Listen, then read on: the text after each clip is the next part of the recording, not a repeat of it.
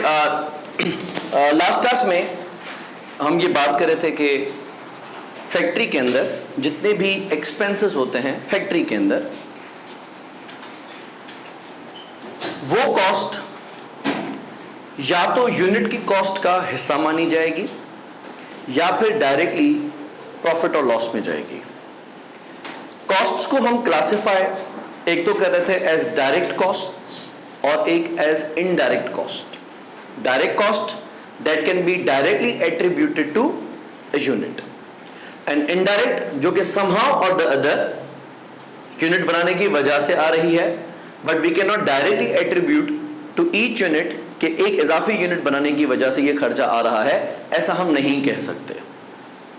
दूसरी हमने क्लासिफिकेशन पढ़ी थी variable costs and fixed cost.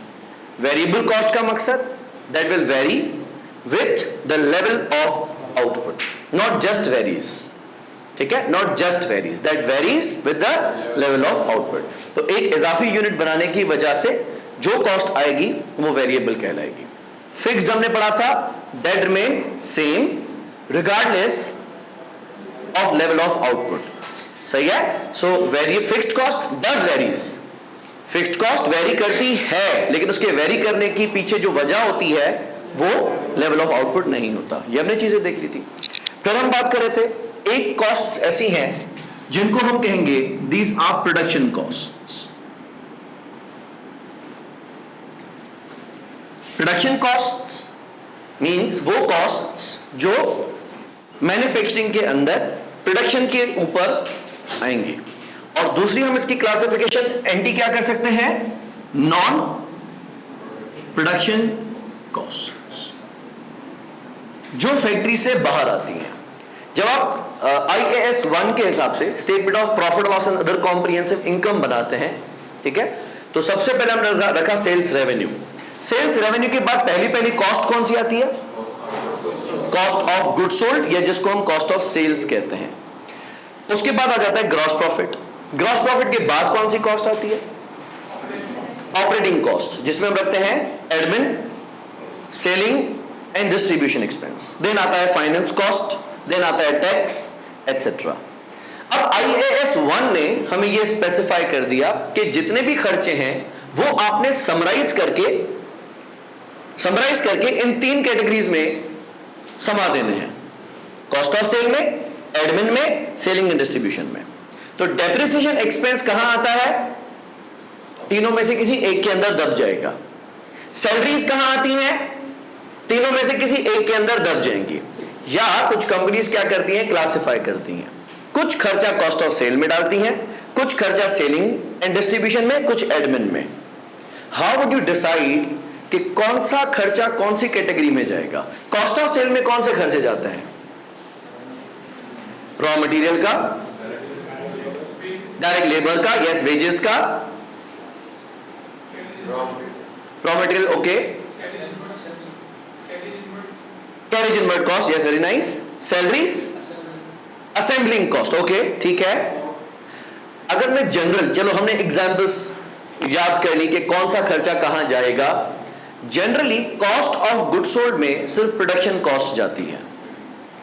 Depreciation of machine that is being used in factory, उसकी डेप्रिसिएशन कॉस्ट ऑफ सेल में जाएगी। लेकिन depreciation of fixtures and furnitures और प्रॉपर्टी और प्लांट और equipment using for office purposes, for administration, वो admin expense में जाएंगी।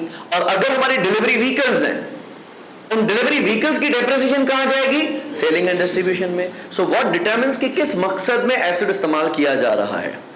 अगर कोई भी खर्चा, सैलरीज है, सैलरीज कहां जाएंगी, कॉस्ट ऑफ सेल में, एडमिन में, या डिस्ट्रीब्यूशन में। अगेन, अगर फैक्ट्री का स्टाफ है, सुपरवाइजर है, या कारखाने के अंदर जितना भी काम हो रहा है, फैक्ट्री के अंदर इस काम करने वाले स्टाफ के wages and salaries cost of sale में जाएंगी, सही है। और ऑफिस में काम करने वाले स्टाफ की कॉस्ट एडमिन में जाएगी, और मार्केटिंग, डिस्ट्रीब्यूशन और सेलिंग। तो सैलरी कहां जाएगी, that can not be answered, but what can be answered कि किस मकसद में काम क्या कर रहा है, वहां जाएगी। Production cost and non production cost. Production से मेरा मकसद है कॉस्ट ऑफ गुड सोल्ड, ये वो खर्चे जो फैक्ट्री की चार दीवारी में आ रहे हैं, incurred with in the premises of factory. ये वेरिएबल भी हो सकती है, फिक्स भी हो सकती है, डायरेक्ट भी हो सकती है, इनडायरेक्ट भी हो सकती है, लेकिन तमाम वो इखराजात, तमाम वो खर्चे जो with in the premises of factory हो रहे हैं, उनको हम कहेंगे प्रोडक्शन कॉस्ट। और वो तमाम खर्चे जो फैक्ट्री की चार दीवारी से बाहर निकल गए, फिर वो एडमिन हो, सेलिंग हो, डिस्ट्रीब्यूशन हो, स्टाफ की सैलरीज हो, एडवर्टाइजर्स को हम पे कर रहे हो, anything beyond the boundaries of factory is non production. अब बहस किस बात पे है, हम इसको समराइज करते हैं। पहले बात हम करते हैं प्रोडक्शन कॉस्ट की। प्रोडक्शन कॉस्ट में दो तरह की कॉस्ट आ रही हैं। एक कॉस्ट हम कह रहे हैं डायरेक्ट कॉस्ट, और एक कॉस्ट हम कह रहे हैं इनडायरेक्ट कॉस्ट। डायरेक्ट मटेरियल जो पर्टिकुलरली एक यूनिट बनाने में गिन गिन के लगाया जा रहा है, और डायरेक्ट मटेरियल जो गिन गिन के नहीं लगाया जा रहा, उसको हम इनडायरेक्ट मटेरियल कहते हैं। Nuts and bolts, loose tools, lubricants, oil है, इस्तेमाल तो कारखाने के अंदर ही हो रहा है, लेकिन ऑयल डायरेक्टली यूनिट में नहीं डाला जा रहा, that is material, but that is indirect material. Nuts and bolts indirect material. Labour जो डायरेक्टली यूनिट बनाने में काम कर रहा है, वो लेबर डायरेक्ट लेबर है, और जो सुपरवाइज कर रहा है और फैक्ट्री में बाकी जॉब्स परफॉर्म कर रहा है, वो इनडायरेक्ट है। ठीक है, तो दो क्लासिफिकेशंस हो गई फर्दर। डायरेक्ट खर्चा यूनिट कॉस्ट का हिस्सा बनेगा। अब इसमें एक आ गया मार्जिनल कॉस्टिंग। मार्जिनल कॉस्टिंग ने क्या कहा कि डायरेक्ट कॉस्ट कहां जाएगी, यूनिट की कॉस्ट में, और ये बैलेंस शीट में इन्वेंट्री के नाम से रिजर्व हो जाएगी तब तक जब तक वो यूनिट सेल नहीं होता, तब तक हम उसको अपना खर्चा मानेंगे नहीं, अपना एसेट मानेंगे। एब्जॉर्प्शन कॉस्टिंग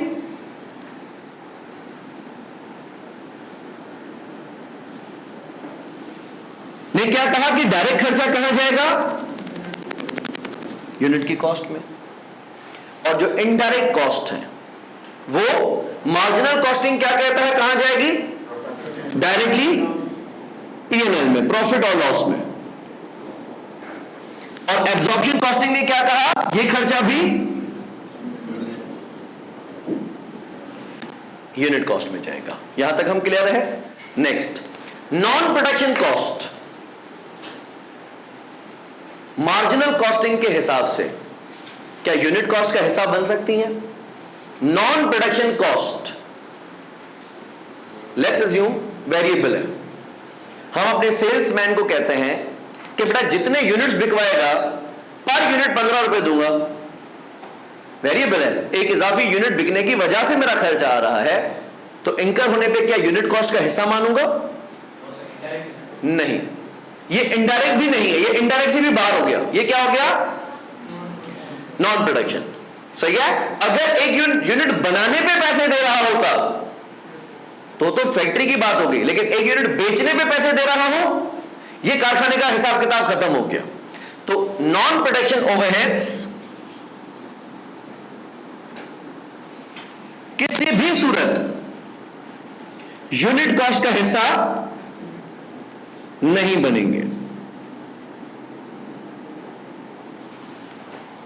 समझ कर रहे हैं। डायरेक्ट कॉस्ट कहां जाएगी, क्या इस पे एब्जॉर्प्शन कॉस्टिंग और मार्जिनल कॉस्टिंग का फड्डा है, नो। नॉन प्रोडक्शन ओवरहेड्स कहां जाएंगे, क्या इस पे एब्जॉर्प्शन कॉस्टिंग और मार्जिनल कॉस्टिंग का फड्डा है, नहीं है। Fixed factory overheads, indirect overheads कहां जाएंगे, क्या इस पे एब्जॉर्प्शन कॉस्टिंग और मार्जिनल कॉस्टिंग का फड्डा है, जी हां। क्लियर हुआ। फड्डे की जगह वजह एक है, डायरेक्ट भी नहीं है, नॉन प्रोडक्शन भी नहीं है, सिर्फ और सिर्फ इनडायरेक्ट। अच्छा, हम फिर आए थे एब्जॉर्प्शन कॉस्टिंग से पूछने के लिए कि चलो तुम्हारी मंतक हमें समझ में आती है, तुम्हारी लॉजिक हमें समझ में आती है कि ये खर्चा है तो फिक्स्ड, एक इजाफी यूनिट बनाने की वजह से खर्चा आ रहा नहीं है, लेकिन समहाउ और द अदर वजह तुम ही हो। खर्चा भरना तो यूनिट नहीं है, ये इसने जिद बांध दी। तो मैंने कहा चलो ठीक है, मैं तुम्हारी बात समझ गया, लेकिन आखिर करोगे कैसे? लेकिन आखिर आप करोगे कैसे? तो उसने मुझे कहा कि मैं डिटरमिन करूंगा एक ओवरहेड एब्जॉर्प्शन रेट, जिसको हम इन शॉर्ट क्या कहेंगे? OAR। ओवरहेड एब्जॉर्प्शन रेट जब भी कभी पूरी CMA के अंदर लिखा जाएगा तो OAR से आप एकदम से पकड़ना कि इसमें वेरिएबल भी होगा और फिक्स्ड भी होगा। एग्जामिनर खेलता है इसमें, एग्जामिनर खेलता है इसमें। अब इसमें एक हिस्सा आ जाता है फिक्स्ड OAR का। वेरिएबल तो फिर भी बात समझ में आ गई कि यूनिट बनेगा तो खर्चा आएगा। मार्जिनल कॉस्टिंग कहता है भाई यही तो मैं तुझे समझा रहा हूं कि जो खर्चा यूनिट के बनने की वजह से आए वो यूनिट को दे दो। जो खर्चा एक इजाफी यूनिट बनने के बावजूद भी आ रहा है वो क्यों दे रहे हो उसको? एब्जॉर्प्शन कहता है बस बात नहीं करो, मेरा नाम अलग है, मेरा काम अलग है। अब इसको मैंने पूछा कि ये खर्चा यूनिट कॉस्ट का हिस्सा कैसे बनाओगे? ये नहीं बोलना कि महीना खत्म होने तो फिर बताता हूं। मुझे महीने की पहली तारीख पे पता होना चाहिए कि मुझे एक यूनिट कितने का पड़ रहा है, ताकि मैं उस पर अपना मार्कअप लगा के अपनी प्राइस डिटरमिन करके खींच के रखूं। महीना खत्म होने का मैं इंतजार नहीं कर सकता। तो उसने मुझे फॉर्मूला क्या दिया OAR डिटरमिन करने का, याद है? महीना शुरू होने से पहले या कोई भी टाइम पीरियड शुरू होने से पहले हम लिखेंगे budgeted fixed factory overhead. Production लिखूं या फैक्ट्री लिखूं, मैन्युफैक्चरिंग लिखूं, बात एक ही है। Production, manufacturing, factory. Budgeted fix production overhead को हम डिवाइड करेंगे by the budgeted level of activity, और ये हमारा आ जाएगा OAR। बात हम ये कर रहे थे कि बजटेड लेवल ऑफ एक्टिविटी में क्या रखा जाएगा। Option number 1, number of units. आइंदा आने वाले महीने में, अभी अक्टूबर शुरू हुआ है, तो हम ये कह सकते हैं कि अक्टूबर के महीने में आप टोटल कितने नंबर ऑफ यूनिट्स पूरे फैक्ट्री में बनाएंगे। अक्टूबर के एस्टिमेटेड कॉस्ट को अक्टूबर के एस्टिमेटेड आउटपुट से हम डिवाइड मार देंगे। So the level of activity can be the number of units. दूसरा, this can be number of machine hours, कि आपकी फैक्ट्री एक महीने में कितने घंटे चलती है। जितने घंटे आपकी मशीन चलती है आप उतने घंटों से तकसीम कर दें। इससे मुझे पता चल जाएगा कि मेरा कारखाना 1 घंटा चलने का खर्चा कितना है। फिर उस 1 घंटे में मैं जो यूनिट बनाऊंगा, जितने यूनिट्स बनाऊंगा वो मेरा मसला है, लेकिन 1 घंटा मशीन चलने का खर्चा कितना है। तीसरा, this can be what, number of labour hours. अगर आपकी फैक्ट्री में बनने वाले तमाम प्रोडक्ट्स सेम कॉम्प्लेक्सिटी के हैं, सेम टाइम लेते हैं, तो ज्यादा इसमें फड्डा करने की जरूरत नहीं है। मिसाल, अगर कोई शख्स सकरात में है और उसके आगे पीछे 4 बेटे खड़े हैं, चारों बेटों की जो क्वालिटीज है वो सेम है, शादीशुदा है, सेम नंबर ऑफ बच्चे हैं, किसी के नाम पे कोई पहले प्रॉपर्टी नहीं है, तो तकसीम करने में बहुत ज्यादा फड्डा नहीं होना चाहिए। हम डिवाइडेड बाय 4, जितनी भी जायदाद छोड़ के जा रहे हैं डिवाइडेड बाय 4 कर देंगे। लेकिन अगर कहें कि एक बंदा मैरिड है और उसके खुद जवान बेटे बेटियां हैं, दूसरा है जो कि अभी स्कूल जा रहा है, तो उसको भी बराबर जायदाद दे दे, उसमें थोड़ा फड्डा हो सकता है। या फिर किसी के नाम पे कुछ, किसी के नाम पे कुछ कर भी चुके हैं चाचा, तो बोलेगा तुझे दे दी ना वो जमीन, हाँ तो क्या वो फ्लैट तुम्हारे नाम भी है? ठीक है, फड्डे वहां होंगे जहां इनइक्वालिटी होगी। अगर तीनों प्रोडक्ट्स या चारों प्रोडक्ट्स जितने भी इस कारखाने में हम प्रोडक्ट्स बनाते हैं वो टाइम सेम ही लेते हैं तो divided by number of units कर दो, इसमें कोई दिक्कत नहीं है। लेकिन अगर कोई कॉम्प्लेक्स है, लेट्स से एक यूनिट बनने में 5 घंटे लग जाते हैं और कोई है जो 1 घंटे में 5 बन जाते हैं, तो वो प्रोडक्ट जो 60 मिनट में 5 बन रहे हैं और एक वो जो कि 5 घंटे में 1 बन रहा है, दोनों को मैं बराबर कॉस्ट दूं, क्या ये खुला तजाद नहीं है? That is a discrimination. तो हम अकॉर्डिंगली डिसाइड करेंगे। मैं इसका थोड़ा इंट्रोडक्शन इसलिए थोड़ा तवील कर रहा हूं कि यहीं से मैं फिर एक्टिविटी बेस्ड कॉस्टिंग का इंट्रोडक्शन शुरू करूंगा। Remember, there is no difference between activity based costing and absorption costing. मास समय फॉर्मूला, इसका फॉर्मूला एब्जॉर्ब करने का ये है। एक्टिविटी बेस्ड कॉस्टिंग कहता है कि खर्चा तो जाएगा यूनिट कॉस्ट में, लेकिन भेजने का तरीका ये मुनासिब नहीं है, वो अपना नया फॉर्मूला सुनाएगा। ठीक है, तो हम यहां से इसको कनेक्ट करेंगे। इसका फॉर्मूला समझ में आ गया कि आइंदा आने वाले महीने, क्वार्टर, 6 महीने या साल, जो भी आप टाइम रखते हैं, उसका फिक्स खर्चा कितना होगा और उस ड्यूरेशन के अंदर कितने number of machine hours operate होंगे, कितने number of labour hours operate होंगे या कितने नंबर ऑफ यूनिट्स बनेंगे। ये हमारा आ गया OAR। और ये हमेशा क्या होगा? ये हमेशा होगा प्री डिटरमाइन, ये वक्त से पहले डिटरमिन किया जाएगा। यहां तक चीज क्लियर है? अब होगा क्या? मैंने बिलफर्ज ये देख लिया कि अक्टूबर के लिए जो मेरा OAR है, फिक्स्ड ओवरहेड एब्जॉर्प्शन रेट है, वो 400 रुपीज पर मशीन आवर है।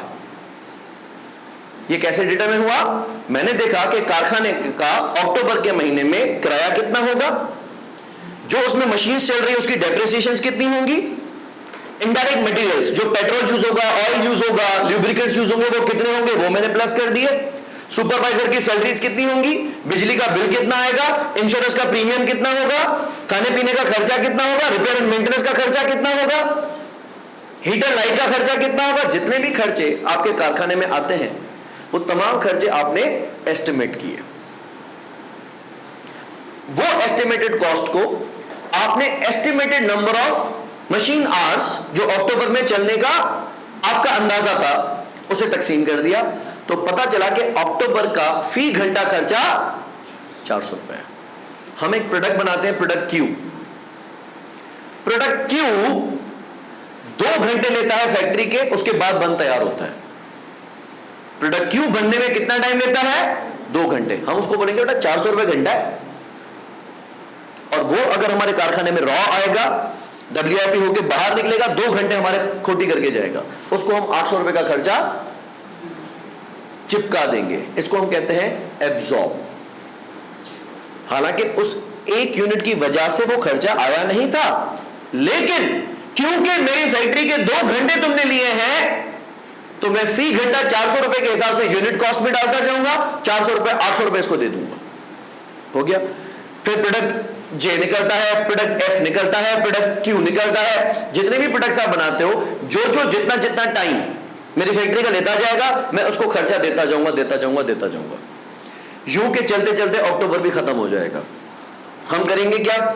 जितना भी आपका फिक्स्ड ओवरहेड एब्जॉर्प्शन रेट है, ये थ्रू आउट द मंथ आप बनने वाले प्रोडक्ट्स को चिपकाते गए हो, इसको हम मल्टीप्लाई करेंगे एक्चुअल लेवल ऑफ एक्टिविटी से। बिलफर्ज आपने सोचा यह था कि अक्टूबर के महीने में हमारी मशीन्स, जितनी भी मशीन्स हमारे पास हैं, वो 20,000 घंटे चलेंगी और हमारा खर्चा 8 लाख होने वाला था या 80 लाख होने वाला था। 80 लाख को मैंने डिवाइड किया था 20,000 घंटों से, 400 रुपए पर घंटा आया था। लेकिन मैंने जब अक्टूबर में मशीन चलाई, लोड शेडिंग भी नहीं हुई, काम भी ज्यादा था, अक्टूबर खत्म होते हुए देखा मैं तो उनको 22,000 घंटे चला गया। लेकिन हर गुजरते हुए घंटे को मैं 400 रुपए देता गया। मैंने इस बात का लिहाज नहीं किया बस रोको 40 लाख 80 लाख रुपए पूरे हो गए। मैंने कहीं भी नहीं रोकना है उसको, मैं हर यूनिट को खर्चा देता गया, चाहे वो मेरे एस्टिमेट से ज्यादा हो गए, चाहे वो मेरे एस्टिमेट से कम रहे हो। यहां तक बात हमारी क्लियर हुई? अब हुआ क्या कि मैंने फिक्स्ड ओवरहेड को एक्चुअल लेवल ऑफ एक्टिविटी से मल्टीप्लाई किया। ये खर्चा तो बेटा गया कहां? इन्वेंट्री की वैल्यू में। ठीक है, इसको हमने कहा एब्जॉर्ब्ड ओवरहेड। इसके कहने का मकसद क्या है? ये गया कहां? ये गया इन्वेंट्री वैल्यूएशन के अंदर। अब अगर ये यूनिट आगे निकल भी गए, बिक भी गए, तो चले गए होंगे कॉस्ट और सेल्स में, लेकिन मैंने इसको कहां भेजा? इन्वेंट्री की वैल्यू में। यहां तक बात क्लियर हुई? अब जब वक्त खत्म होगा, अक्टूबर खत्म होगा, बिजली के बिल भी आ जाएगा, सुपरवाइजर की सैलरी भी पता चल जाएगी, हीटर लाइट भी पता चल जाएगी, रिपेयर एंड मेंटेनेंस भी पता चल जाएगा। अब चीजें हकायक खुलने शुरू हो जाएंगे और पता चलता है कि आपका एक्चुअल खर्चा जो 80 लाख रुपए आपने सोचा था, वो दर हकीकत 80 लाख या 85 लाख रुपए आ गया, जिसमें से जो आप इन्वेंट्री वैल्यू में डाल चुके वो तो गया। अब जो डिफरेंस होगा उसको हम क्या कहेंगे? अंडर एब्जॉर्ब्ड या over absorbed. Now remember this, under absorbed और over absorbed is the difference between absorbed and actual. It is never the difference between budgeted and actual. ठीक है, अब budgeted हो गया अलग, absorbed हो गया अलग और actual हो गया अलग। समझ में एक बात? बजट मतलब जो आपने महीना शुरू होने से पहले अंदाजा लगा लिया, absorb मतलब actual level of activity के हिसाब से जिसको आपने वेरी किया, और actual मतलब जो आया है। छोटी सी मिसाल ले लेते हैं। आप किसी टीम के कोच हैं, तैयार करके गए हैं और आप पहले टॉस जीत जाते हैं। टॉस जीतते ही आपने अपनी टीम को कह दिया कि बेटा आज ओडीआई है, 50 ओवर का मैच है, पिच टफ है, बॉलिंग है, सामने वाली टीम भी खतरनाक है, 250 रन बना के आने, आज 250 रन का स्कोर देंगे तो ही जीतने की गुंजाइश है, अदरवाइज चलो। अभी आपने स्कोर क्या दिया कि 50 ओवर में कितना रन बनाने हैं?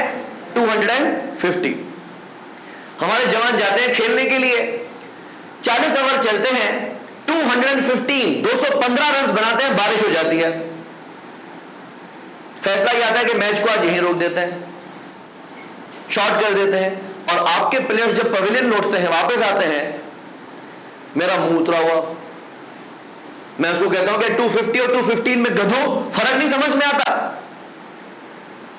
कह के भेजा था 250 रन बनने चाहिए, 215 बना के आए हो।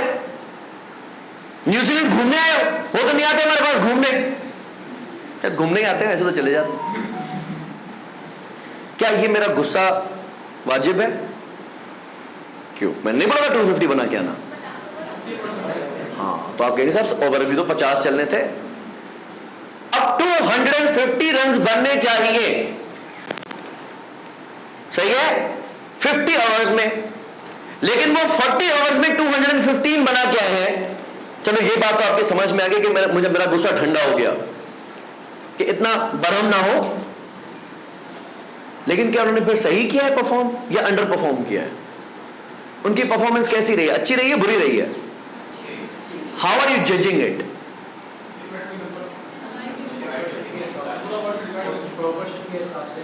करो प्रोपोर्शन। आपके हिसाब से रन रेट क्या होना चाहिए था?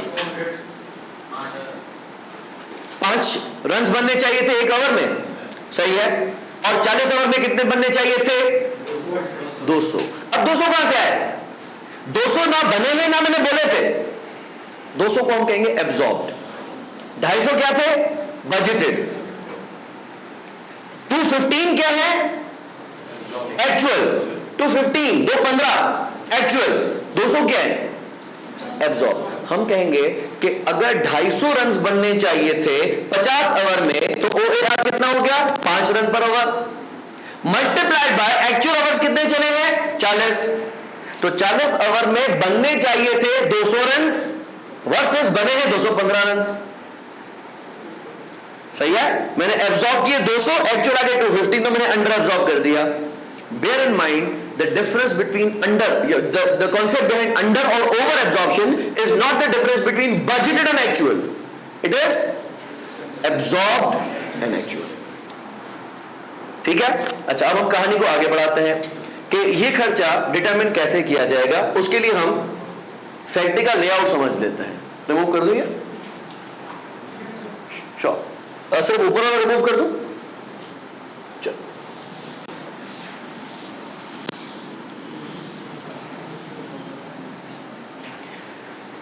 फैक्ट्री के लेआउट में हम दो तरह के डिपार्टमेंट्स आइडेंटिफाई करेंगे, ठीक है? एक वो डिपार्टमेंट्स होंगे जो यूनिट पे काम कर रहे होंगे, जिसको हम कहेंगे प्रोडक्शन डिपार्टमेंट्स। प्रोडक्शन डिपार्टमेंट्स मतलब they will be putting some efforts of converting raw material into finish good. ये कुछ पुश कर रहे होंगे, कुछ आगे बढ़ा रहे होंगे कि जैसा मैं इसको इनपुट दूंगा, ये आउटपुट मुझे कुछ पेशरफ्त करके देगा, आगे बढ़ा के देगा, ठीक है? प्रोडक्शन डिपार्टमेंट्स जो यूनिट के ऊपर काम करेंगे, प्रोडक्शन डिपार्टमेंट जो यूनिट के ऊपर काम करेंगे। दूसरे हम कहते हैं service departments.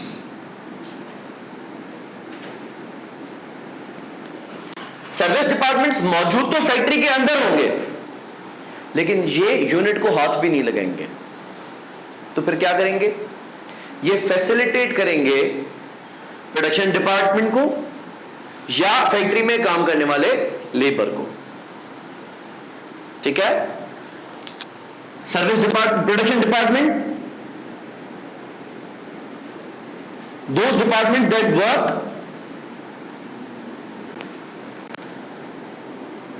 on production unit,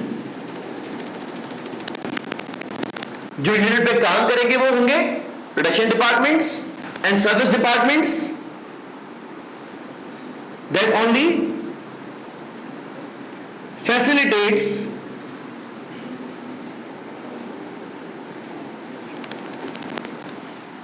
the production departments.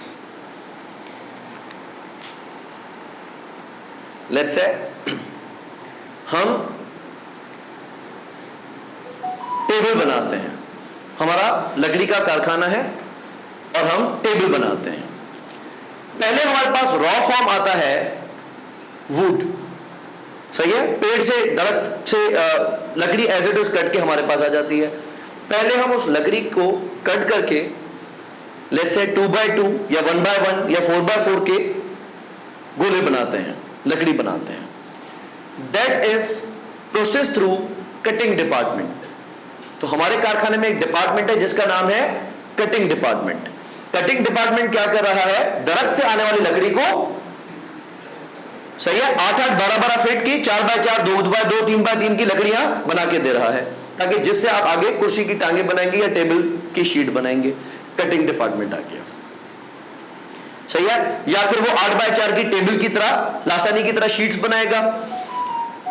उसके बाद हम आते हैं असेंबलिंग डिपार्टमेंट पे, कि वो टेबल की जो लेग्स होंगी, जो डिजाइन होगी, उसको हम शीट के साथ फिट करेंगे, जो कि कारपेंटर करेगा, लेकिन कौन से डिपार्टमेंट में करेगा? असेंबलिंग डिपार्टमेंट में। फिर हमारा है पॉलिशिंग डिपार्टमेंट, जो कि उस टेबल को पूरा अस्तर करके, लापी करके उसके ऊपर पॉलिश करेगा, जैसी वुडन कलर की या जैसे भी कलर हम उसका देना चाहते हैं वो उसमें किया जाएगा। And then comes finishing department, सही है, जो उसमें जहां कोई पॉलिश में फ्लॉज है या कुछ भी, हम उसको कंप्लीट करते हैं। अब ये तमाम डिपार्टमेंट्स जो कटिंग है, असेंबलिंग है, पॉलिशिंग है एंड फिनिशिंग है, ये टेबल को थोड़ा आगे बढ़ाए जा रहे हैं ताकि वो टेबल बनने और बिकने की कंडीशन में जाए। एक हमारे पास डिपार्टमेंट है रिपेयर एंड मेंटेनेंस का। किसी भी डिपार्टमेंट में अगर मशीन खराब हो गई, भागते हुए आएंगे, बना के चले जाएंगे, टेबल को हाथ नहीं लगाएंगे, लेकिन मशीन में अगर किसी किस्म का कोई फ्लॉ आया है उसको ठीक करके जाएंगे। लेट्स से हमारे फैक्ट्री में एक डिपार्टमेंट है इलेक्ट्रिक डिपार्टमेंट, जो लोड को मैनेज कर रहा होता है। कहीं अगर कोई पावर फेलियर होता है, कोई वायर बर्स्ट होती है, किसी वजह से मशीन अगर बंद हो जाती है, आके उसको इलेक्ट्रिक फॉल्ट को रिमूव करेंगे और चले जाएंगे। हमारे कारखाने में एक डिपार्टमेंट है कैंटीन डिपार्टमेंट, सही है, जो सिर्फ और सिर्फ हमारे स्टाफ को खाना खिलाता है और उसका खाना बनाता है, खर्चा करता है, लेकिन टेबल को कुछ नहीं करता। स्ट्रक्चर में समझ में आ रहा है? 8 डिपार्टमेंट्स वो होंगे जो यूनिट के ऊपर काम कर रहे होंगे, उनको हम क्या कहेंगे? Production departments. और 8 डिपार्टमेंट्स वो होंगे जो यूनिट को हाथ नहीं लगाएंगे, लेकिन पूरे कारखाने को फैसिलिटेट कर रहे होंगे। सही है? तो एग्जांपल्स अगर जो मैंने कोड की उसमें लिख दूं तो मैंने क्या लिखा? लेट्स से कटिंग डिपार्टमेंट, दूसरा मैंने क्या कहा? Assembling department, polishing department and finishing.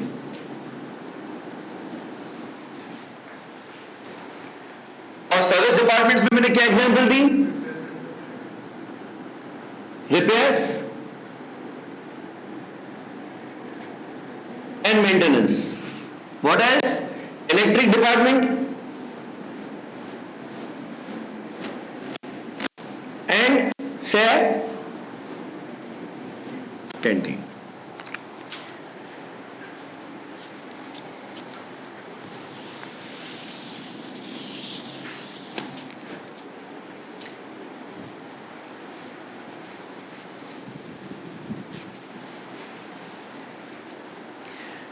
अब क्या किया जाएगा? जितने भी हमारे खर्चे हैं उनको इन डिपार्टमेंट्स के ऊपर तकसीम करना है। अज्यूम मैं कहता हूं कि मेरे पास है production departments PDA, PDB, production department A, production department B। नाम देना चाहें, जिस तरह मैंने कहा मशीनिंग डिपार्टमेंट है, लेथिंग डिपार्टमेंट है, फिनिशिंग डिपार्टमेंट है, पॉलिशिंग डिपार्टमेंट है, कटिंग डिपार्टमेंट है, नाम भी हो सकता है। लेकिन जनरली हमें जो क्वेश्चंस में देता है वो क्या करेगा? PDA, PDB, PD1, PD2, production department 1, production department 2। और दो हमारे पास बिल फॉर सर्विस डिपार्टमेंट्स हैं, SD1, SD2। अच्छा, अब कारखाने में जो खर्चे होते हैं वो खर्चे हमने इन चारों डिपार्टमेंट्स के ऊपर तकसीम करने हैं। मिसाल, आपकी फैक्ट्री का रेंट है 10,000 स्क्वायर फीट पे आपका कारखाना बना हुआ है। उस कारखाने का किराया कौन से डिपार्टमेंट को चार्ज किया जाएगा? उस प्रेमिसेस के अंदर चारों डिपार्टमेंट्स हैं, PDA, PDB भी है और SD1, SD2 भी है। खर्चा कौन भरेगा? चारों भरेंगे। लेकिन अब हमें इंसाफ का तकाजा करना है। हर मसले का हल डिवाइडेड बाय 4 नहीं होता। जो अमेरिकन बेसिस पे खाना खाने जाते ना, थोड़ा लिहाज किया करो इस बात का। हम सिर्फ वजन में भारी है, खाते इतना नहीं है। लेकिन किया क्या जाता है नॉर्मली कि चलो बाहर खाने चलते हैं, उसमें से कोई बोलता है मैंने तो खाना खा लिया था, और अचानक प्रोग्राम बना चलते हैं, लपेट में आ जाता है बराबर। जाएगा वहां, खाएगा कुछ भी नहीं। या तो ऐसा होता है घर से खा के भी आया फिर भी ऐसा खाता है कि बोलते हैं इसको तो बजट फेल करा दिया इसने। अच्छा, अब कोई जाएगा यार मेरा ना कढ़ाई खाने का मूड है, और मैं तो मटन खाऊंगा, और एक बैठा होगा डाइट कॉन्शियस बोलेगा मैं तो सिर्फ तिक्का खाऊंगा। लेकिन होगा क्या कि चाहे कोई कितना ही एक्सपेंसिव आइटम मंगवा ले, बिल डिवाइडेड बाय 4 ही होगा। जितने भी दोस्त गए हैं तो किसी एक को ख्याल तो आता होगा आइंदा इनके साथ आऊंगा नहीं, या इनको बोलूंगा कम से कम, अचानक प्रोग्राम तो नहीं बना, कम से कम बंदा 3 दिन पहले बता दिया करे कि हिसाब किताब तो बराबर करूं। ड्रिंक्स पे ड्रिंक्स पिए जा रहे हैं, मैं लिहाज कर रहा हूं कि भाई नुकसान होता है, इतने नहीं, मीठा भी इनको खाना है। और कोल्ड ड्रिंक के ऊपर चाय कौन पीता है यार? मतलब मेरे ऊपर जो शेयर आ रहा है मुझे तो ख्याल आएगा ना कि डिवाइडेड बाय 4 क्यों। लेकिन हम क्या करते हैं? डिवाइडेड बाय 4 कर देते हैं। क्या ये इंसाफ है? कम खाने वाला बोलेगा नहीं, ज्यादा खाने वाला सही है, सारा मैं भरूंगा क्या? दोस्त चलेंगे, कुछ तो फायदा उठाएंगे हम। लेकिन तकसीम कैसे की जाए? आप मशवरा दें कि अगर 4 दोस्त खाना खाने जाते हैं तो बिल तकसीम कैसे होना चाहिए? हाँ, नंबर 1, आप इतना डेटा रखो, आप इतना डेटा रखो कि हर कोई अपना अपना आइटम नोट करे। लेकिन लेट्स से फॉर इंस्टेंस 4 दोस्तों ने कढ़ाई मंगवा ली और बोला मिक्स नान, रोगनी और चपाती मिक्स में लेके आ जाना। अब हर किसी ने अपना अपना आइटम नहीं मंगवाया, उस बिल को कैसे तकसीम करेंगे? जनरली इनकर्ड कॉस्ट है, डिवाइडेड बाय 4 वाला फॉर्मूला मुझे नहीं बताना। चलो नंबर वन गुड आइडिया। आप ये नोट करें कि किसने कितनी चपाती या किसने कितना नान खाया है। हम ये अज्यूम करेंगे कि जिसने नंबर ऑफ रोटी ज्यादा खाई होगी, जिसने नंबर ऑफ चपाती ज्यादा खाई होगी, उसने चिकन भी ज्यादा खाई होगी ऑफ कोर्स। गुड, दोस्ती में हिसाब होना चाहिए। सही है, हर जगह पे डच सिस्टम नहीं चलना चाहिए। कोई बोलता है अमेरिकन है, कोई बोलता है डच सिस्टम है, लेकिन कोई भी, लेकिन तकसीम बाय 4 करते, फॉलो आप पाकिस्तानी करते हैं। What else? अगर इतना शर्मिंदगी हो रही है यार, रोटी तूने जो छोड़ी थी ना आधी, वही तो खाई थी, पूरी थोड़ी खाई थी। और शर्मिंदगी हो रही है अब गिनने में, सही है, कि उठते के साथ ही तूने 2 नान नहीं उठाए थे। हम नहीं गिन पा रहे, दोस्ती में थोड़ा लिहाज रख रहे हैं। और कोई हल? I am satisfied with this formula. कोई और हल? मैं तो बोलता हूं चारों दोस्तों को ना वजन कर लेते हैं। सही है, वजन कर लेते हैं। अब कोई लेट से 80 किलो का है, कोई 70 किलो का है, कोई 60 किलो का है, 50 किलो का है। हम चारों का वजन कर लेते हैं, टोटल बिल जितना आएगा वजन से डिवाइड कर लेंगे पर केजी कॉस्ट। अब जो होगा मेरे जैसा 85-90 किलो ज्यादा बिल भरेगा। मुझे इंसाफ चाहिए, ठीक है। इंसाफ मतलब कि अगर कोई जनरली इंकर्ड कॉस्ट है, अगर कोई जनरली इंकर्ड कॉस्ट है तो उसको किसी के ऊपर कैसे तकसीम किया जाएगा। मिसाल ले लेते हैं कि कोई 5 दोस्त हैं, वो एक फ्लैट के अंदर रहते हैं, गांव से आए हुए हैं यहां पे पढ़ने के लिए, फ्लैट लिया हुआ है किराए पे किसी एक ने, ठीक है। अब फ्लैट के अंदर कुछ खर्चे आते हैं, एक तो उन्हें किराया देना है, लेट्स से बिल्डिंग की मेंटेनेंस देनी है, फिर अगर सफाई वगैरह की कोई काम वाली मासी वाई रखी हुई है तो वो 1500, 2000 रुपए, 3000 रुपए जो भी है उसको देंगे।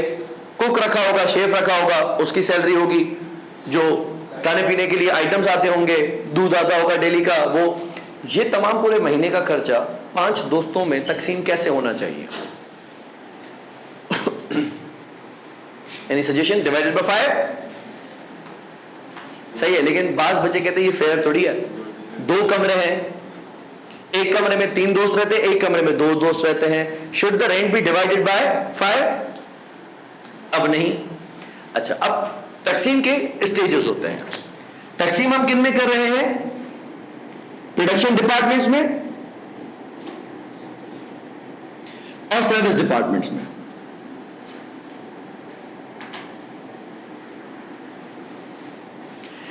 पहली स्टेज होती है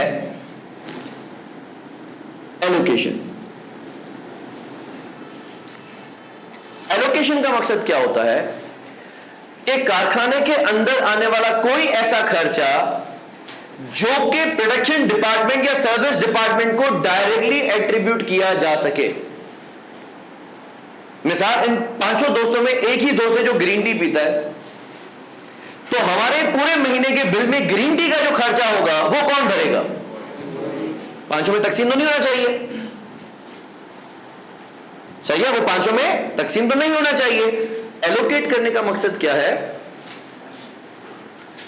एलोकेट करने का मकसद बेसिकली क्या है कि वो खर्चा जो डायरेक्टली किसी भी डिपार्टमेंट को चार्ज किया जा सके। मिसाल, इनमें से एक ही डिपार्टमेंट है जिसमें नट्स एंड बोल्ट्स इस्तेमाल होते हैं, इनडायरेक्ट मटेरियल इस्तेमाल होता है, तो वो इनडायरेक्ट मटेरियल का खर्चा डायरेक्टली उस डिपार्टमेंट को जाना चाहिए। भाई आप मंगाते ही आपको, ये तो और किसी डिपार्टमेंट में तो आता ही नहीं है।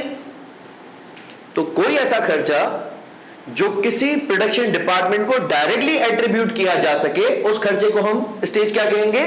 एलोकेशन का मकसद तकसीम करना ही है। जिस तरह आपने पढ़ा है डेप्रिसिएशन, तो डेप्रिसिएशन की डेफिनेशन क्या है? Is a systematic allocation. Allocation का मकसद क्या है? तकसीम। लेकिन यहां पे वो खर्चा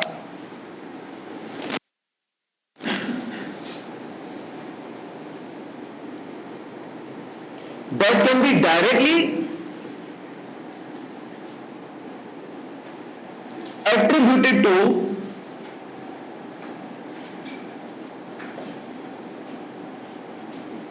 each डिपार्टमेंट। इसके पीछे फॉर्मूला सोचने की कोई जरूरत नहीं है। क्यों? क्योंकि ये डायरेक्टली, मिसाल इन 5 दोस्तों में से एक दोस्त ऐसा है जिसने किसी धोबी को एंगेज किया हुआ है, वो आता है, उसके कपड़े लेके जाता है, धो के इस्त्री करके देके जाता है। तो फ्लैट में जो धोबी का बिल है वो कौन भरेगा? वो वही बंदा भरेगा जिसने उस धोबी को एंगेज किया हुआ है। इनमें से कोई एक ऐसा दोस्त है जिसने रिक्शा लगवाया हुआ है, वो सुबह इसको लेके जाता है यूनिवर्सिटी या कॉलेज तक, कॉलेज से वापस लेके रिक्शा का किराया कौन भरेगा? इसमें कोई सोचने की बात है? तो अगर 5 दोस्तों में मीठे खाने का मूड ही एक का हुआ था और कोल्ड ड्रिंक के ऊपर चाय भी उसी ने पी थी, तो भाई वो खर्चा तो उसी को भरने दो। ये बात क्लियर हुई? तो एलोकेशन स्टेज का मकसद क्या है? वो कॉस्ट जो कि डायरेक्टली किसी भी प्रोडक्शन या सर्विस डिपार्टमेंट को दी जा सकती है कि ये आप भरोगे, इस स्टेज को हम क्या कहेंगे? एलोकेशन। दूसरी स्टेज है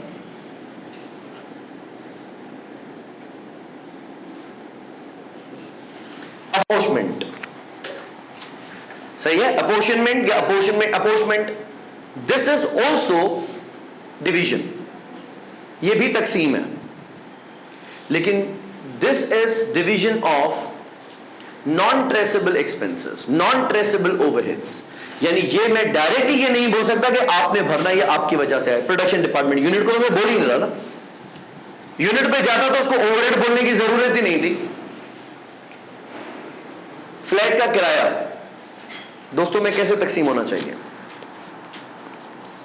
डिवाइडेड बाय 5 होता तो ऐसे है, लेकिन अगर हम कहते हैं कि एक कमरा है एयर कंडीशनड है और एक कमरे में एसी नहीं है, एसी वाले कमरे में 3 दोस्त रहते हैं, नॉन एसी वाले में हम 2 रहते हैं, क्या स्टिल द रेंटल कॉस्ट भी डिवाइडेड इक्वली? बिजली का बिल कैसे तकसीम होना चाहिए? अगर वह इक्वली 5 करते हैं, एक बंदा है जो कि अपने कपड़े खुद इस्त्री करता है, बाकी 3 जाते हैं गांव से हफ्ते हफ्ते चक्कर मार के आते हैं और कपड़े इस्त्री करवा के लाते हैं, एक ने तो धोबी लगाया हुआ है। जो इस्त्री भी कपड़े यहां करता है और एक रिंकल भी बर्दाश्त नहीं करता, इस्त्री करके रखता है, फिर निकालने के पहनने से पहले दोबारा इस्त्री करता है, तो इतनी ज्यादा इस्त्री कर रहा है, बिल भी तो भरेगा। Should the electricity cost be divided by 4 for 5 people equally? No. खाने का खर्चा, कोई लेट से कहता है कि भाई मैं तो सीए कर रहा हूं, सुबह जाता हूं तो रात को वापस शक्ल दिखाता हूं, सुबह से लेकर एकेडमी में होते हैं, वहां पे बाप भाई के पास खा रहे होते हैं, लेकिन still if the cost is divided by 5 people, तो someone would object। हम करते नहीं कि खैर यार चलो क्या बोलना, लेकिन अपोर्शनमेंट का मकसद क्या है कि जो जनरल ओवरहेड्स हैं, एक होते डायरेक्ट ओवरहेड्स और एक होंगे जनरल ओवरहेड्स। लाइक अगर हमारे पूरे कारखाने में मीटर एक ही लगा हुआ है 3 फेज, ये नहीं पता चलता कि कौन से डिपार्टमेंट की बिजली का बिल कितना है। अगर घर में रहने वाले 3 भाई और उनकी फैमिलीज हर फ्लोर पे अलग अलग मीटर हो तो फिर तो फड्डा ही ना हो, लेकिन मसला ये होता है कि एक ही मीटर चला हुआ है और भाभी के कमरे में हर वक्त एसी चल रहा होता है। सही है, अब तो मौसम सही है, ठंडा हो गया है, अक्टूबर आ गया, बारिशों के बाद फिर भी एसी चल रहा होता है। फड्डा क्यों हो रहा है? क्योंकि बिल मेरे ऊपर है, और बिल अगर हम तीनों बराबर भी भर रहे हैं तो there is a point of confusion कि आप इतना एसी चलाते हो, सही है, कमरे से निकलते हो पंखा नहीं बंद करके आते हो, चलता रहता है, तो बिल उसूलन आपके ऊपर ज्यादा आना चाहिए। लेकिन हमें इंसाफ निकालना है। अपोर्शनमेंट का मकसद वो खर्चा जो मैं डायरेक्टली ये नहीं बोल सकता कि आपकी अगर अलग मीटर लगा होता ना टेंशन ही नहीं थी, लेकिन जनरल कॉस्ट है। सुपरवाइजर पूरे कारखाने में यूं घूम रहा है, अगर हर डिपार्टमेंट ने अपना अपना लगाया होता तो वो भी मसला ना होता। Getting my point?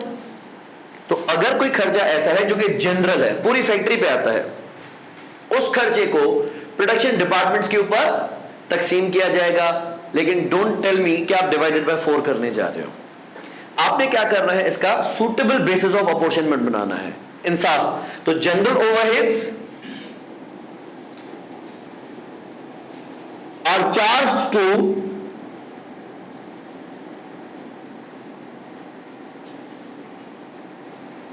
each department using suitable basis of apportionment.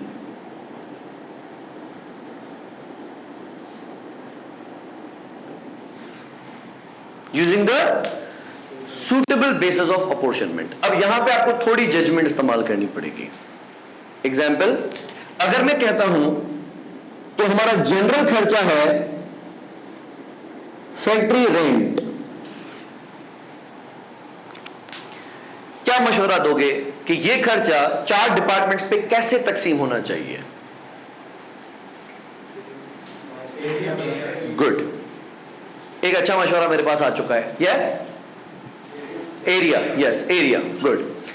हम क्या करेंगे, हम देखेंगे हमारी पूरी फैक्ट्री कितने एरिया पे बनी हुई है। लेट्स से मैंने कहा 10,000 स्क्वायर फीट पे बनी हुई है, उसमें से 5,000 स्क्वायर फीट पे तो सिर्फ पीडीए बना हुआ है और 3,000 स्क्वायर फीट पे लेट्स से पीडीबी बना हुआ है, बाकी हजार पे SD1 SD2 बना हुआ है। तो हम कहेंगे कि जो ज्यादा स्पेस घेरेगा वो ज्यादा किराया भरेगा। तो आपने मुझे मशवरा दिया कि फैक्ट्री रेंट को हम किस बेसिस पे चार्ज कर सकते हैं?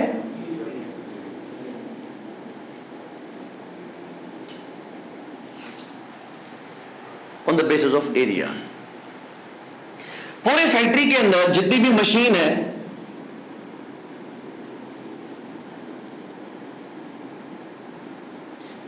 उसकी डेप्रिसिएशन, पूरी फैक्ट्री की डेप्रिसिएशन है। अगर हर डिपार्टमेंट में अपनी अपनी मशीन होगी तो वो अपनी अपनी डेप्रिसिएशन भरेगा, लेकिन अगर ये machinery through out the factories इस्तेमाल होती हैं तो डेप्रिसिएशन किस बेसिस पे अपोर्शन होनी चाहिए? Number of hours, yes good, और द वैल्यू ऑफ मशीनरी, और द वैल्यू ऑफ मशीनरी। तो दो बातें होगी, हम ये कह सकते हैं इसको हम यूजेज के बेसिस पे भी कर सकते हैं, जो ज्यादा घंटे मशीन चलाएगा वो ज्यादा डेप्रिसिएशन भरेगा, या फिर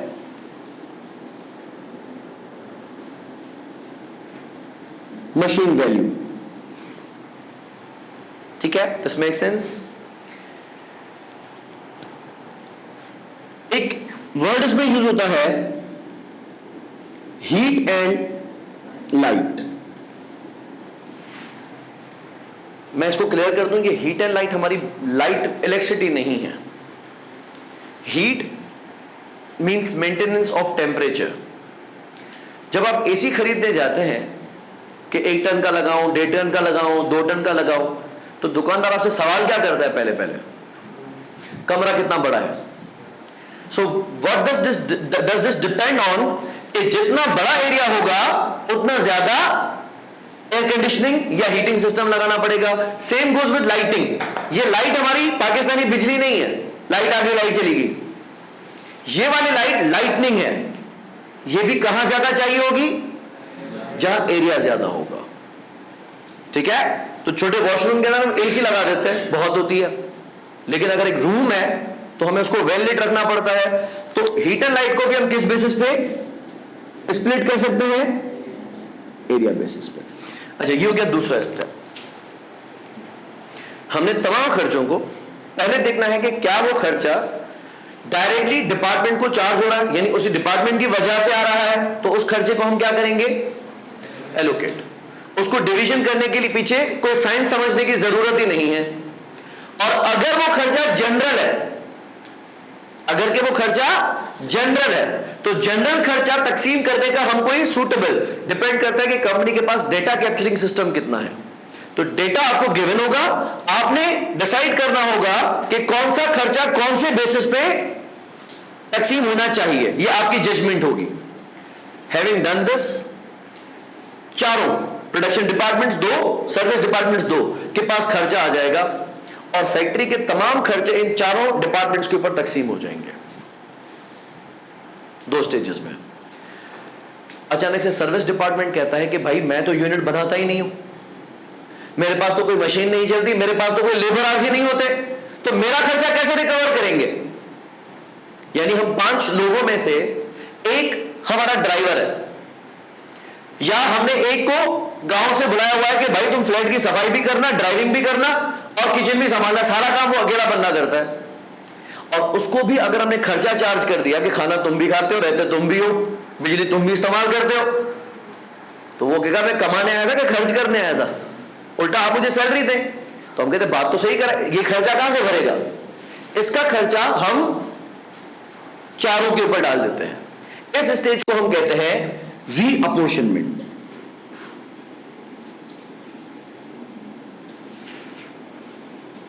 याद रखेंगे, रीअपोर्शनमेंट कोई मजीद खर्चा नहीं है। जो खर्चे सर्विस डिपार्टमेंट्स के ऊपर आ गए वो हम सर्विस डिपार्टमेंट से लेकर प्रोडक्शन डिपार्टमेंट्स को दे देंगे। क्लियर हुई बात? ये कोई मजीद खर्चा तकसीम नहीं हो रहा, बल्कि सर्विस डिपार्टमेंट्स का खर्चा उठा के हम किनको दे रहे हैं? प्रोडक्शन डिपार्टमेंट्स को। So this stage involves charging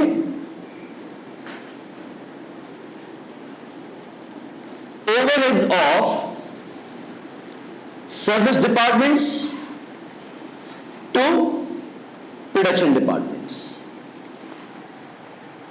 ये हो गई हमारी 3 स्टेजेस। पहले क्या हुई? Allocation, next apportionment, third रीअपोर्शनमेंट।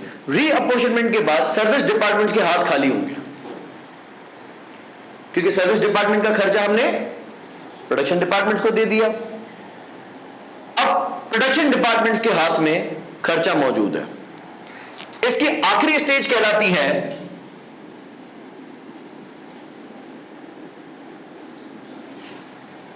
Absorption.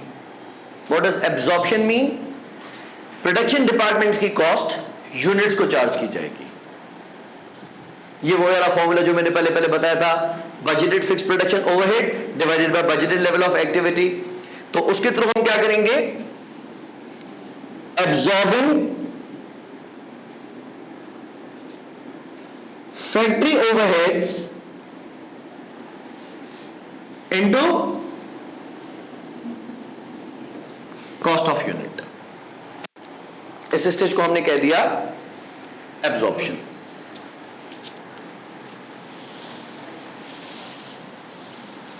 Absorption companies 2 तरह से फॉलो करती हैं। एक होती है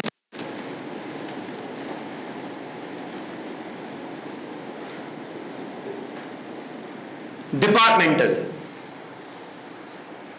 क्या मकसद? अगर आपके पास 3 प्रोडक्शन डिपार्टमेंट्स हैं तो तीनों प्रोडक्शन डिपार्टमेंट्स का अलग अलग ओवरहेड एब्जॉर्प्शन रेट होगा। मिसाल, पहला आपने रखा कटिंग डिपार्टमेंट। आपने कहा कि कटिंग डिपार्टमेंट में को हम डिवाइड करेंगे नंबर ऑफ कट्स परफॉर्म्ड या नंबर ऑफ मशीन आवर्स। तो प्रोडक्शन डिपार्टमेंट्स पहला कटिंग को आखिर में जितना भी खर्चा रीअपोर्शन होकर मिला, उस डिपार्टमेंट के खर्चे को उस डिपार्टमेंट की लेवल ऑफ एक्टिविटी से तकसीम कर देंगे, ये आपके पास ओएआर बना जाएगा। दूसरा असेंबलिंग डिपार्टमेंट है। असेंबलिंग डिपार्टमेंट को आप लेट से नंबर ऑफ लेबर आवर से तकसीम कर देते हैं, ये ओएआर 2 आ जाएगा। और पॉलिशिंग डिपार्टमेंट को लेट से नंबर ऑफ मशीन आवर से ही तकसीम कर देते हैं या नंबर ऑफ यूनिट से तकसीम कर देते हैं। अब आपके पास 3 ओएआर होंगे, कटिंग का अलग, असेंबलिंग का अलग, पॉलिशिंग का अलग। अब एक यूनिट टेबल बनने के लिए कटिंग डिपार्टमेंट के 2 घंटे लेती है, तो हम उसको 2 घंटे का खर्चा चार्ज कर देंगे। फिर वो टेबल जब अगली स्टेज में जाती है असेंबलिंग में, आधे घंटे में असेंबल हो जाती है, आधे घंटे का खर्चा इसको ये लगा देगा। और पॉलिश होने में लेट्स अज्यूम ये 45 मिनट लगाती है, तो 45 मिनट का खर्चा, यानी एक ही टेबल के अंदर हम ओवरहेड्स 3 बार चार्ज करेंगे। इसको हम क्या कहते हैं? Departmental. So there would be separate overhead absorption rates for each production department। ठीक है? अगर कोई कंपनी ये फॉलो करती है तो उसके लिए तमाम मेहनत करना जरूरी हो जाएगी। एलोकेशन, अपॉर्शनमेंट, रीअपॉर्शनमेंट, एंड देन हम OARs निकालेंगे, PDA का अलग, PDB का अलग, PDC का अलग। और दूसरा ऑप्शन होता है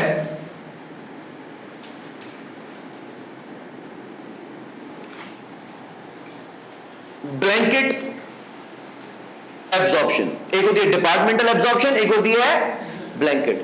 ब्लैंकेट मतलब हम क्या करेंगे? हम पूरे के पूरे कारखाने का को एक ही बेसिस पे एब्जॉर्ब करेंगे। ठीक है? There would be no different 3 separate OARs। Cutting का, असेंबलिंग का, पॉलिशिंग का खर्चा मिला के फिर आप तीनों को लेबर आवर्स पे या मशीन आवर्स पे या नंबर ऑफ यूनिट्स पे तकसीम कर दो। 3 डिफरेंट OARs नहीं होंगे। ब्लैंकेट मतलब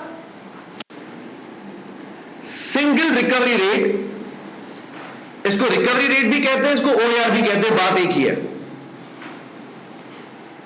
रिकवरी रेट कहो या एब्जॉर्प्शन रेट कहो, बात एक ही है। तो there will be single recovery rate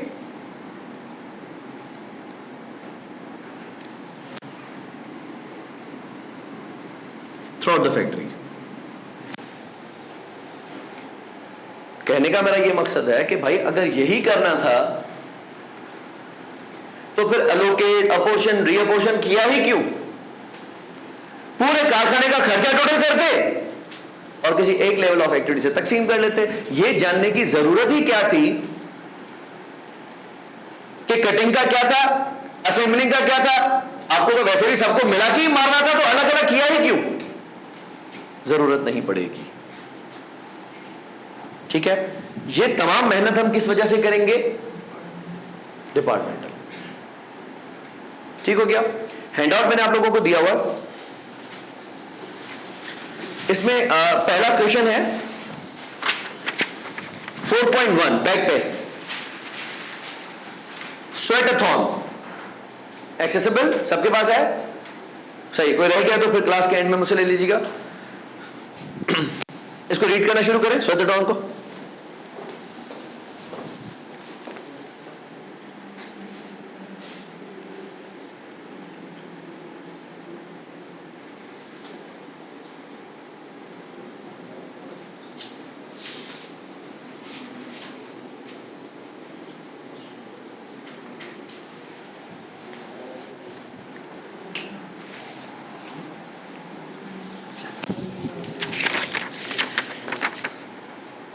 Sweatathon Incorporation has 2 production departments, A and B, and 2 service departments, maintenance and stores. Details of next year's budgeted overheads are shown below. Heat and light का खर्चा कितना है? 19,200. Repair cost 9,600. Machine depreciation 54,000. Rent and rates 38,400. Canteen 9,000, machine insurance 25,000. Details of each department are shown below. Production department A, B, maintenance, stores and total. पहले आपको दिया हुआ है floor area square metre. Total आपकी फैक्ट्री कितने square metre में बनी हुई है? 15,000 पे, जिसमें से A बना हुआ है 6,000 पे, B बना हुआ है 4,000 पे, 3 और 2 maintenance and stores. Machinery book value in 1000 figures. पूरे कारखाने में जो मशीन इस्तेमाल हो रही है वो कितने डॉलर्स की है? $80,000 की, जिसमें से 48A में, 20B में, 8 मेंटेनेंस में एंड 4 स्टोर्स में है। नंबर ऑफ एम्प्लॉइज टोटल है 120, जो कि 50:40:20:10 के रेशो से स्प्लिट है। और एलोकेटेड ओवरहेड्स, ठीक है, ये खर्चा पहले से ही तकसीम है, एलोकेटेड है। 15,000 का, 20,000 का, 12,000 का और 5,000 का। तो पहली स्टेज होगी एलोकेशन, वो तो आपको कुछ परफॉर्म करने में वो तो गिवन है। बाकी तय करते हैं आपके मुताबिक हीट एंड लाइट का खर्चा किस बेसिस पे तकसीम होना चाहिए चारों डिपार्टमेंट्स में?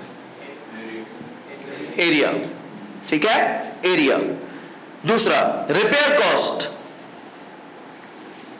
रिपेयर कॉस्ट किस बेसिस पे तकसीम होनी चाहिए?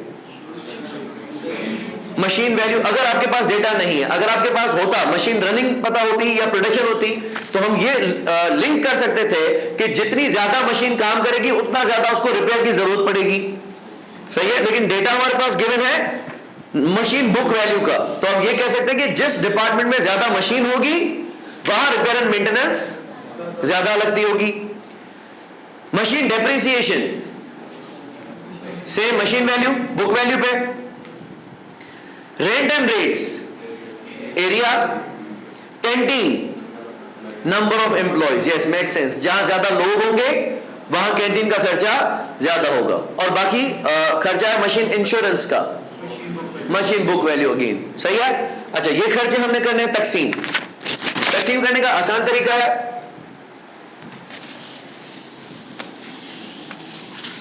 ये दो स्टेजेस हम क्या करेंगे, that is allocation and apportionment. Correct. कौन कौन से डिपार्टमेंट्स हैं? प्रोडक्शन डिपार्टमेंट ए,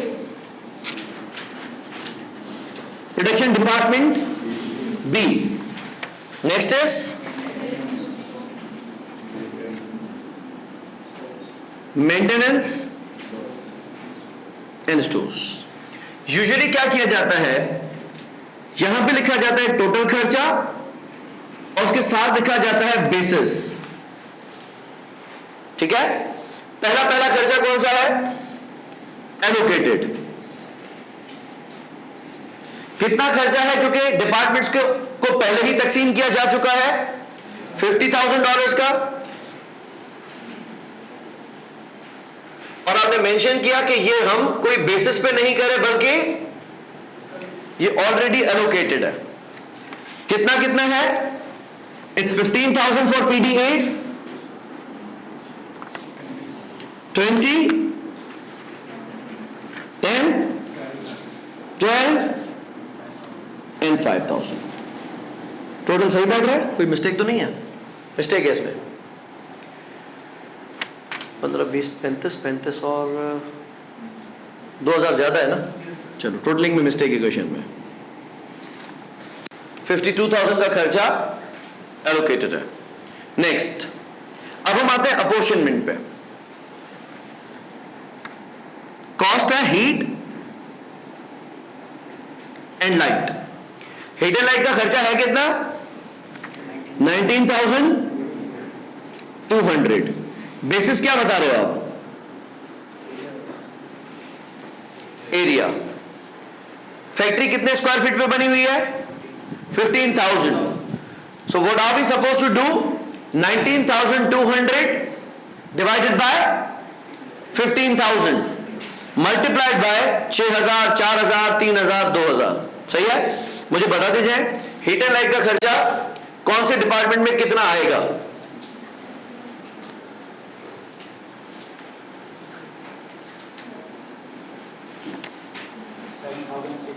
$7,680 PDA। ठीक है,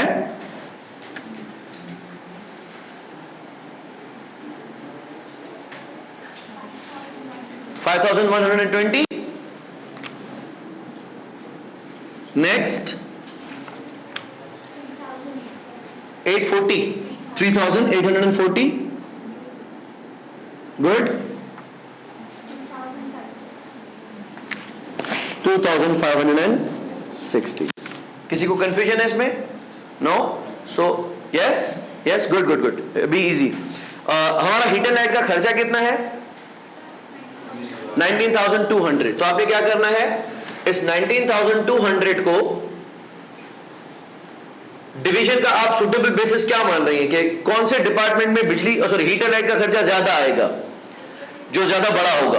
तो आपने उस 19,200 को डिवाइड कर दिया पूरे कारखाने की एरिया से। पूरे कारखाने का एरिया कितना है? 15,000। तो ये हमारी कॉस्ट आ गई पर मीटर स्क्वायर।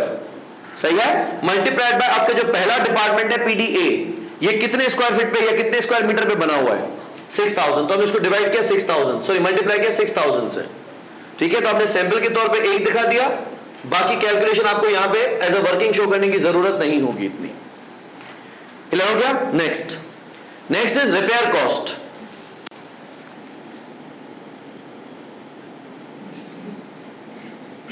टोटल कितनी है?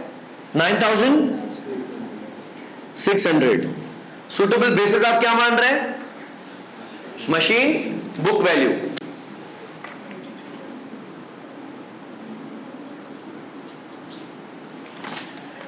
टोटल आपके पास जो मशीन्स हैं इनकी वैल्यू कितनी है? Book value 80,000।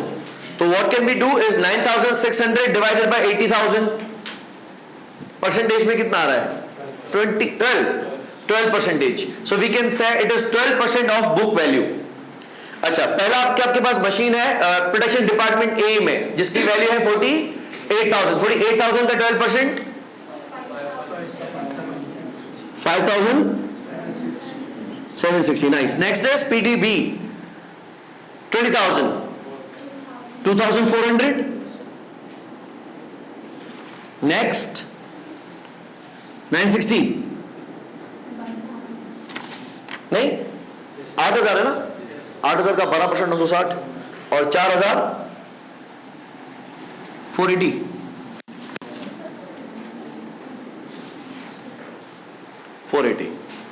Easy with this? किसी को कंफ्यूजन है तो प्लीज बी फ्री. ये नहीं सुनिए सोचिएगा कि कोई और नहीं पूछ रहा तो हम कैसे पूछेंगे, सबको समझ में आ रहा तो हमें कैसे नहीं आ रहा होगा, ऐसी कोई बात नहीं है. Feel free.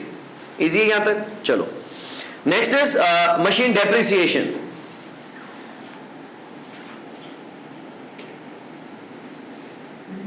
How much is that?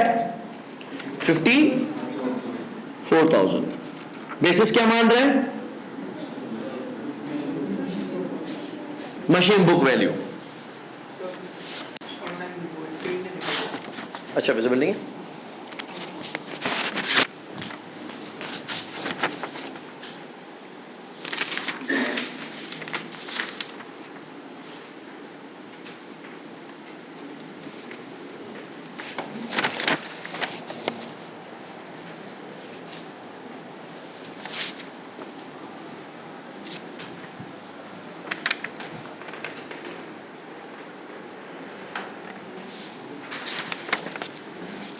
ठीक है. Next is book value. So 54,000 divided by 80,000.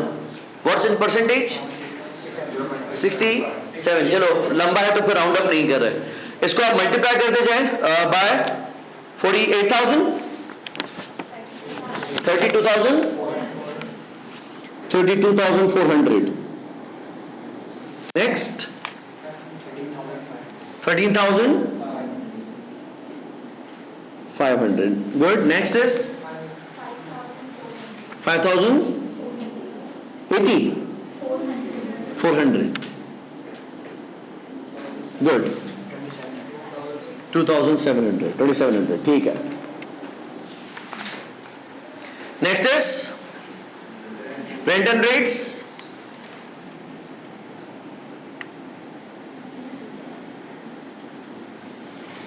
Rent and rates is 38,400 and suitable basis area divided by 15,000 square metre. पर स्क्वायर मीटर को फिर मल्टीप्लाई, अगर राउंड अप हो फिगर तो आप याद कर लो, अगर डिटेल है तो फिर कैलकुलेटर पे मल्टीप्लाई करते जाएं. Yes, how much is this?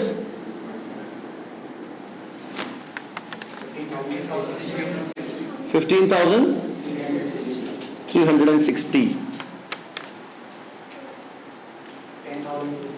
10,240. Nice.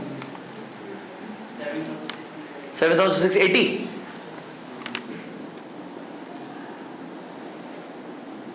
ठीक है. 5,120. 5,120. Good. Next is canteen. And the cost of canteen is 9,000. You believe what is suitable for this?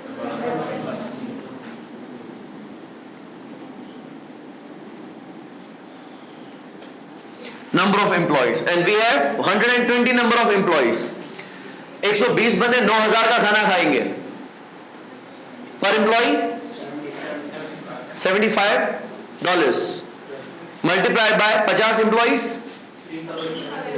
3,000. ठीक हो गया?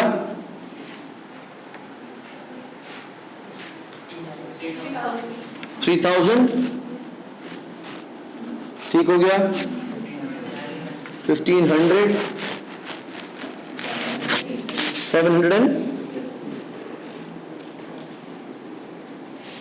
750. And the last expense is machine insurance.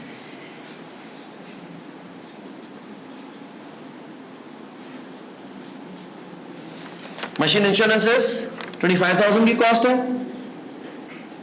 किस basis पे करेंगे? Machine book value. In percentage कोई ढंग का परसेंटेज है इसका? 31.2।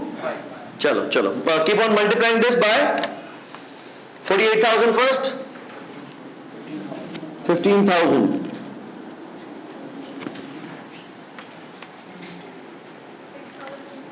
6,250,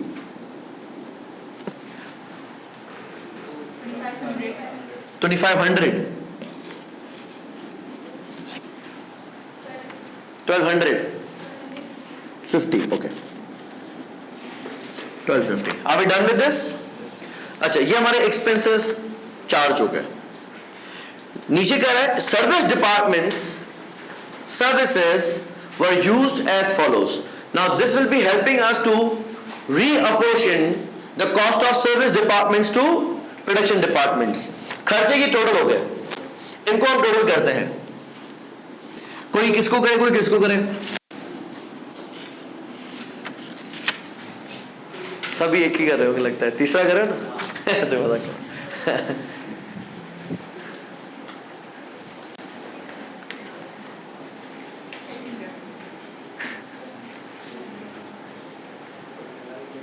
हाँ ललित बताओ.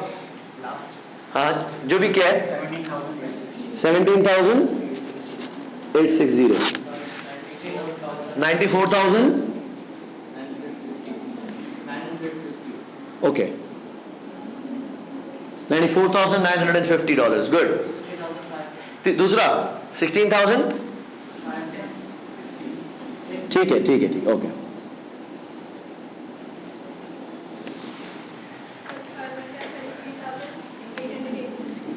डबल 80, ठीक है. Okay, so we have divided the costs to production departments and service departments. अब सर्विस डिपार्टमेंट का कहना यह है कि भाई मैं कहां से खर्चा भरूंगा, मेरे यहां से तो यूनिट गुजरता ही नहीं है. प्रोडक्शन डिपार्टमेंट के यहां से जब यूनिट गुजरेगा तो हर यूनिट को अपना खर्चा दागता जाएगा, एब्जॉर्ब करता जाएगा. सर्विस डिपार्टमेंट देखता रहेगा कोई गुजर ही नहीं रहा, और ना ही सर्विस डिपार्टमेंट से आपके यहां से कोई गुजर सकता है, क्योंकि वो प्रोडक्ट को हाथ भी नहीं लगाने वाला. अगली स्टेज कहती है मेंटेनेंस आवर्स वर्क्ड. एक हमारे पास डिपार्टमेंट है मेंटेनेंस, एक हमारे पास डिपार्टमेंट है स्टोर्स. डेटा है मेंटेनेंस आवर्स वर्क्ड, टोटल 10,000 घंटे मेंटेनेंस डिपार्टमेंट ने काम किया है, जिसमें से 5,000 घंटे ए पे, 4,000 घंटे बी पे और 1,000 घंटे स्टोर्स ने लिए हैं. यहां पे यू कैन ऑब्जर्व कि service department is enjoying the services of a service department. Service department की सर्विसेज ले रहा है, ठीक है. इन रिटर्न अगला है नंबर ऑफ स्टोर्स रिक्विजिशंस. 4,000 रिक्विजिशंस रेज की गई हैं, 3,000 ए की जानिब से और 1,000 बी की जानिब से. ये सुकून आ गया. इसमें एक कॉम्प्लिकेशन क्या आपको दे सकता है कि एक सर्विस डिपार्टमेंट दूसरे सर्विस डिपार्टमेंट की सर्विसेज यूज करेगा, और फिर पहला सर्विस डिपार्टमेंट दूसरे सर्विस डिपार्टमेंट की सर्विसेज यूज करेगा. इससे होगा क्या? मिसाल इस केस में हम रीअपोर्शनमेंट करते हैं और हम पहले दे देते हैं मेंटेनेंस डिपार्टमेंट. मेंटेनेंस डिपार्टमेंट की टोटल कॉस्ट कितनी है?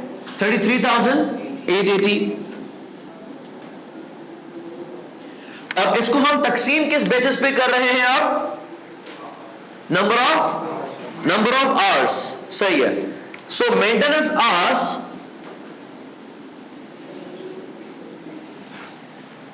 हम 33,880 को डिवाइड करते हैं 10,000 मेंटेनेंस आवर्स से, तो पर मेंटेनेंस आवर खर्चा आ रहा है कितना? 3.38 मल्टीप्लाइड बाय 5,000,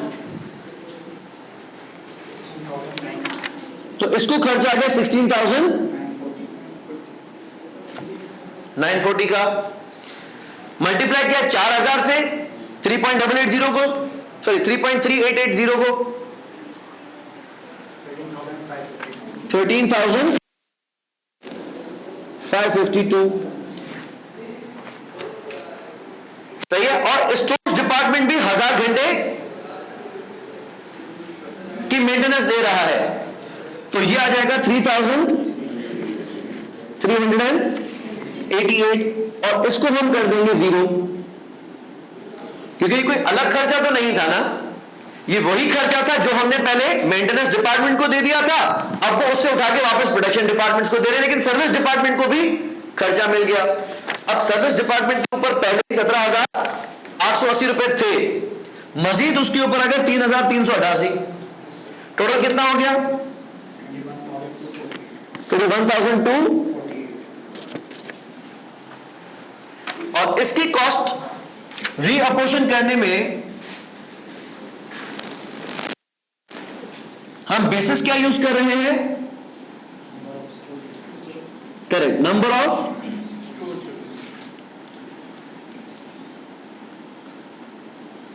रिक्विजिशंस, और रिक्विजिशंस रेज की गई है 4,000, तो हम क्या कर रहे हैं? 21,248 को डिवाइड कर रहे हैं 4,000 से, मल्टीप्लाई कर रहे हैं 3,000, यानी 75%।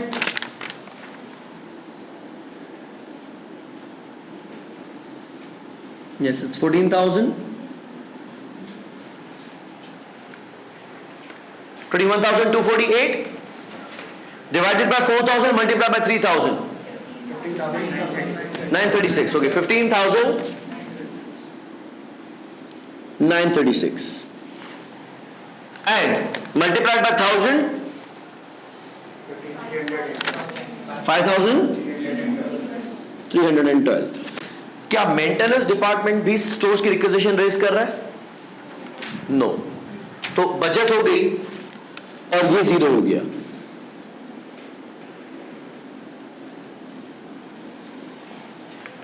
कुछ सवालों में ऐसा दे सकता है that each service department will be enjoying the services of another service department. ये आप इसको खाली करेंगे तो ये भर जाएगा, इसको खाली करेंगे तो ये भर जाएगा, फिर इसको खाली करेंगे ये भर जाएगा, फिर इसको खाली करेंगे ये भर जाएगा। इसको खत्म कैसे करेंगे? आरबीएम की तरह 0 तो कभी होगा नहीं, क्योंकि रिड्यूसिंग बैलेंस बेसिस पे क्या है? परसेंटेज नेटबुक वैल्यू पे ही लगे जा रही है, तो 0 तो कभी हो नहीं सकता। इसमें 2 मेथड्स होते हैं। एक होता है रिपीटेड डिस्ट्रीब्यूशन मेथड, कि इसको आप 3-4 बार रिपीट करें जब तक फिगर्स निग्लिजिबल नहीं हो, इममटेरियल फिगर्स नहीं हो जाती। जब पहली स्टेज में 1000 सैकड़ों में बन जाएंगे, 100 में से टेंस बन जाएंगे, 2-2 डिजिट से इधर उधर करके जांच उड़ा देना, राउंड अप में उड़ा देना, इसको हम कहते हैं रिपीटेड डिस्ट्रीब्यूशन मेथड। दूसरा, हम इसको सॉल्व कर सकते हैं by means of simultaneous equation. Simultaneous equation मतलब जब एक ही टाइम पे 2 चीजें अननोन हो, तो हमारे पास यहां पे 2 फिगर्स अननोन है कि मेंटेनेंस का खर्चा कितना चार्ज करना है, स्टोर्स का खर्चा कितना चार्ज करना है, तो हम 2 इक्वेशंस बनाएंगे। ठीक है, डिटेल में मैं आपको नेक्स्ट क्लास में एक्सप्लेन करूंगा। एक जनरल आइडिया दिया कि मेंटेनेंस का खर्चा 33,880 plus let's say maintenance department stores department का 20% खर्चा उठाएगा, तो हम इक्वेशन बनाएंगे m is equal to 33,880 plus 20% of s, और स्टोर्स की क्या बनाएंगे? 17,860 प्लस 15%, 20%, 25% जो भी है ऑफ m, तो उसमें से m और s की वैल्यू जब हम फाइंड आउट करेंगे तो डायरेक्टली हमारा आंसर आ जाएगा। विल वर्क बोथ ऑप्शंस, पहला है रिपीटेड डिस्ट्रीब्यूशन और दूसरा है साइमल्टेनियस इक्वेशंस। अच्छा, यहां क्या हुआ? अब हम टोटल करते हैं कि हमारा प्रोडक्शन डिपार्टमेंट ए का टोटल खर्चा कितना है और बी का खर्चा कितना है। ये तो वैसे भी 0 हो गए।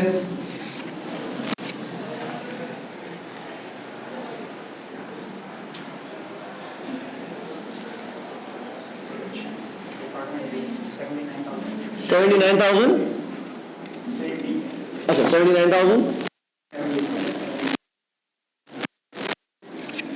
करेक्ट। वो 94,000 पहले ही 1,27,826। बाय एंड ऑफ दिस हम पहुंच गए यहां पे।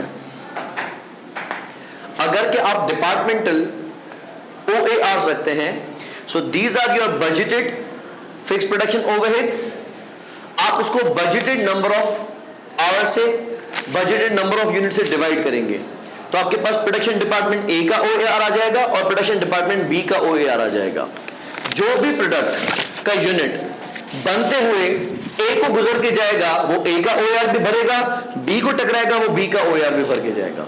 अगर कि ये ब्लैंकेट होता तो हम इन दोनों खर्चों को प्लस करते, जो कि 94,000 सॉरी टोटल मैंने यहां तक में टोटल करता तो यही मेरा अमाउंट आ जाता। Sum of these two divided by over single basis, labour hours होते, मशीन आवर्स होते या नंबर ऑफ यूनिट्स होते, लेकिन बेसिस ऑफ अपॉर्चनमेंट में क्या रखता, एक ही रखता। ये दोनों ऑप्शंस हमारे पास मौजूद है। ये कहानी हम अगले क्लासेस में कवर करेंगे। यहां तक हमने ये देख लिया कि एब्जॉर्प्शन कॉस्टिंग में फैक्ट्री का स्ट्रक्चर हमें पूछ सकता है, एक्चुअल खर्चों को भी ऐसे तकसीम करवा सकता है और बजटेड को भी ऐसे तकसीम करवा सकता है। हमारे एग्जाम में जो ज्यादातर टाइम्स पूछा गया है वो एक्चुअल इस तरीके से बताता है। OAR आपको दे देता है, एक्चुअल एक्टिविटी लेवल आपको दे देता है, वहां से आप एब्जॉर्ब निकालते हैं, यहां से आप एक्चुअल निकालते हैं, एब्जॉर्ब और एक्चुअल के दरमियान डिफरेंस अंडर या ओवर एब्जॉर्प्शन। सही है, यह अब आगे की कहानी है जो कि हम नेक्स्ट लेक्चर के अंदर कवर करेंगे। ठीक है, thank you so much and we'll इंशाल्लाह be meeting in next class. Best of luck. हाँ, मुझसे ले लो।